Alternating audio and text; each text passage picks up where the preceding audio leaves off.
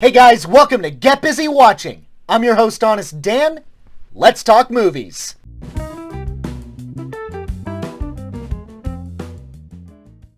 We're gonna have two openings for this one. Welcome to the long overdue new segment of this channel, simply titled, You Uncultured Swine!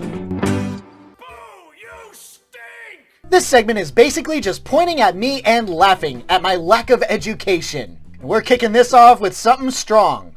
I have never read a Charles Dickens book in my life. I know nothing about David Copperfield. I am also 99% sure I have never even touched a Charles Dickens book, so while you guys are sitting away typing in the comments, dude, how the hell have you never read a Charles Dickens book? I will respond with, here's a jump scare.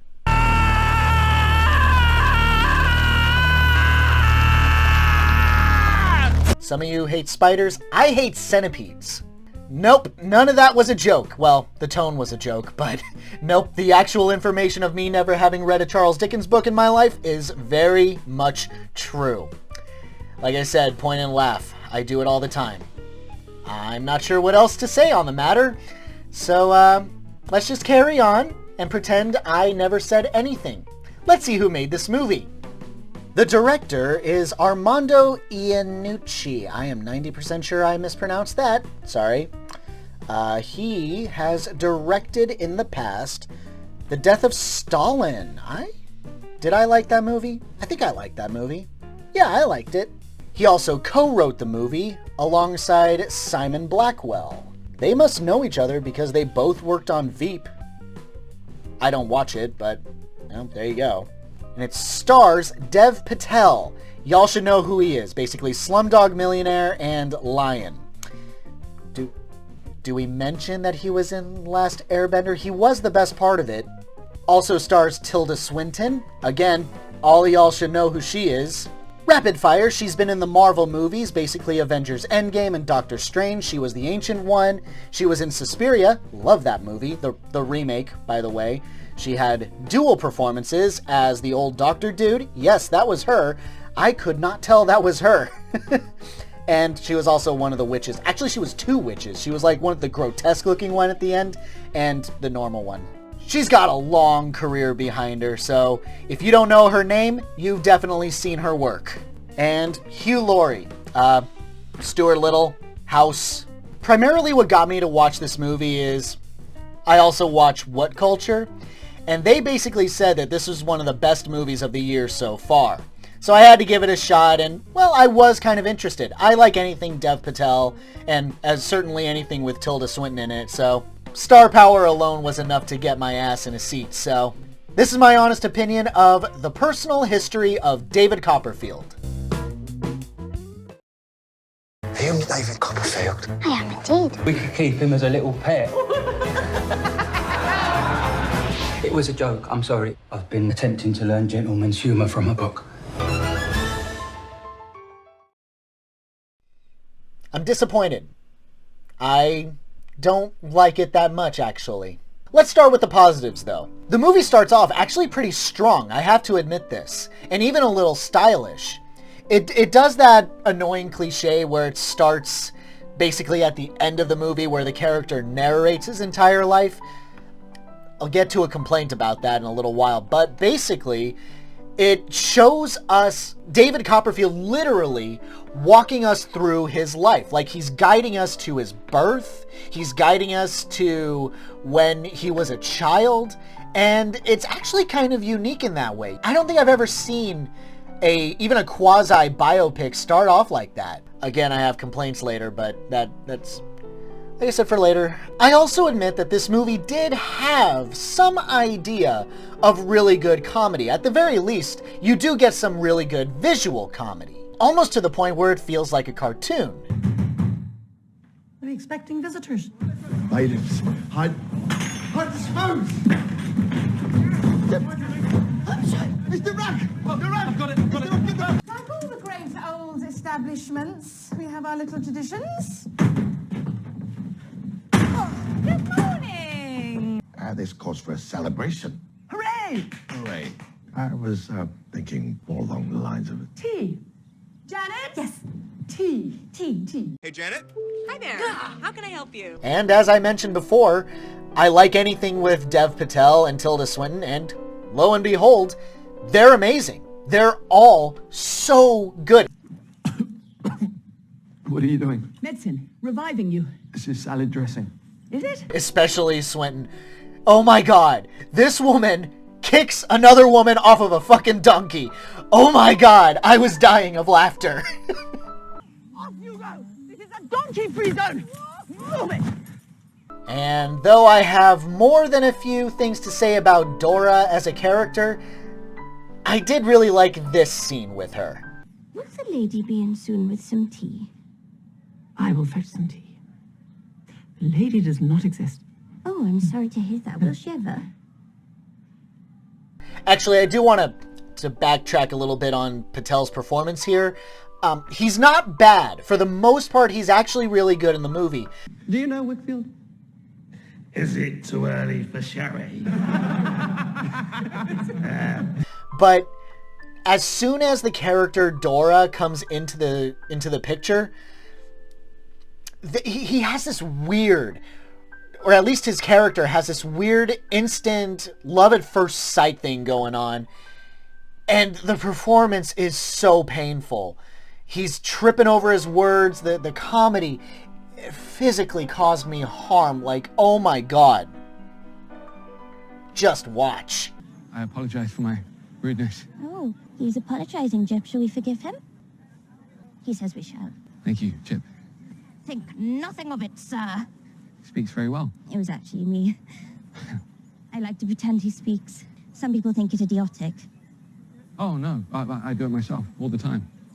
Don't I, Mr. Apple Tree? Yes. Yes. I'm David Copperfield. Are you still being the tree? No. Sorry. Bye-bye. Sorry? What was that?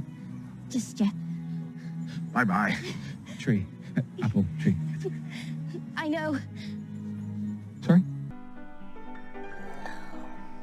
That bitch seriously ruins so much of this movie. But let's talk about the negatives. Let's really dive into them, because these really, really hurt the film for me. The biggest problem is the writing. I couldn't even count how many things were bothering me to no end. And like I said, even though Swinton absolutely slays me in this movie, I don't get her character that well. Because, like, why does she care if the baby that's being born is a boy as opposed to a girl? I don't know if this was properly explained, and even if it was way too quickly, or it's explained much later on down the line when my brain isn't even thinking about this sort of thing. Also, really, David doesn't know how to handshake? Isn't that sort of like basic human etiquette 101? And especially considering that he's surrounded by all these people who properly educate him. Something about him not knowing how to shake a hand seems really off. And remember how in the beginning I said that I liked the style of how David was walking us through his life? Well, they dropped that pretty quickly. It suddenly goes into narrations, which ultimately do nothing but just kind of distract. If there's anything that bothers me about movies these days, and it's only getting worse, my annoyance with this, is unnecessary narrations. Chances are, the visuals do a good enough job to explain what the character is feeling and what he's going through. And the audience is not dumb. Narrating just feels like it's pandering to an idiot audience. And I am an idiot, but I'm not that much of an idiot. I watch movies. I know how to spot character emotions and what they're going through. So I definitely didn't agree with any of the narrating in the movie.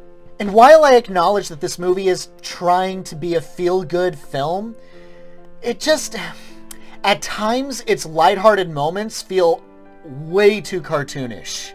And I know I said that some of the visuals are cartoony and that helped some of the comedy.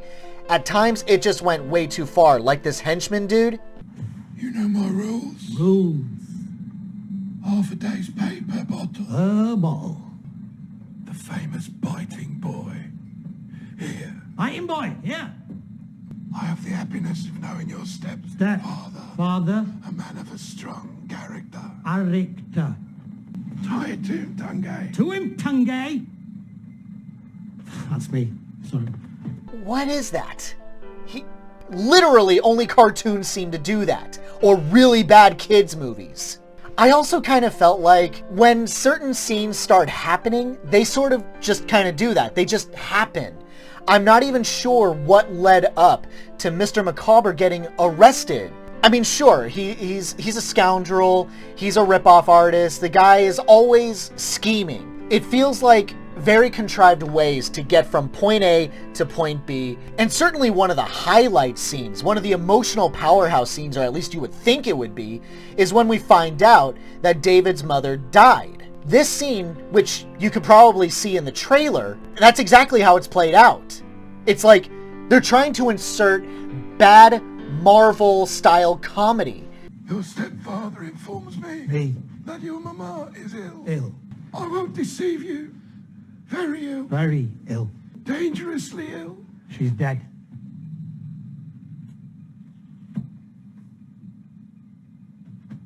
We're very sorry.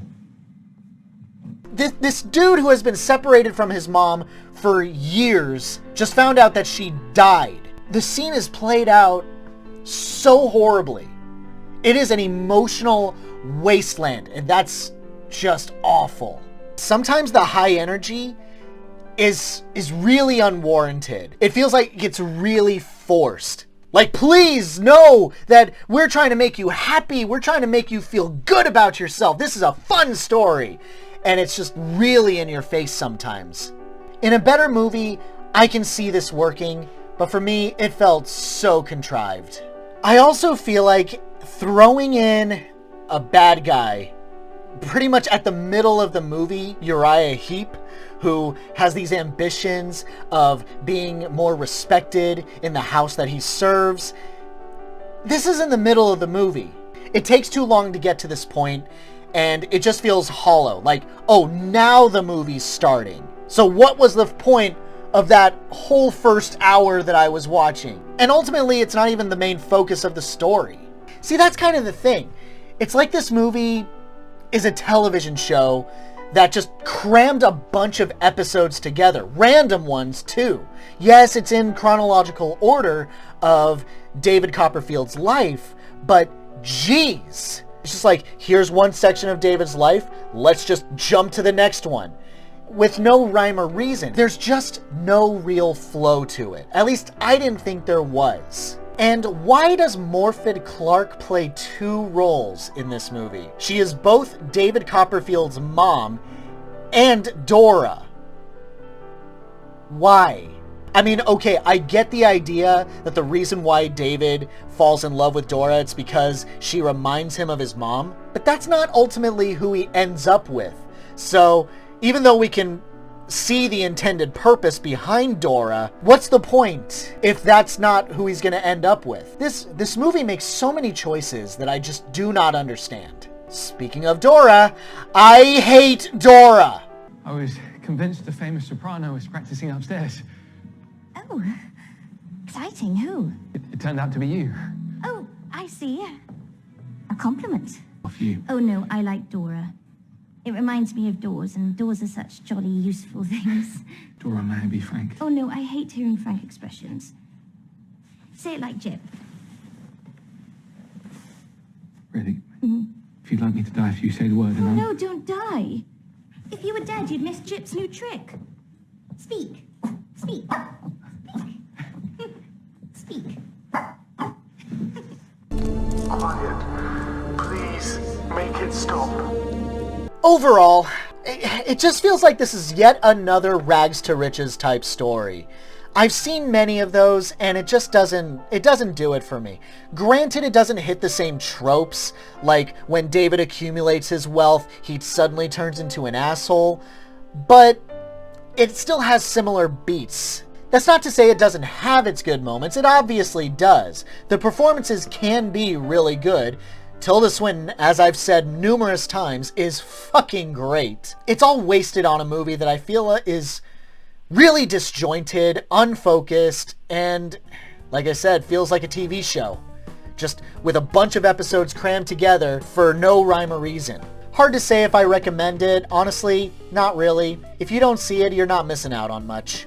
My honest rating for The Personal History of David Copperfield, a weak 3 out of 5. Thanks so much for watching, you guys. I really appreciate it. Have a great day. Stay safe and healthy out there. Please wear a mask if you go out. Hope to see you soon.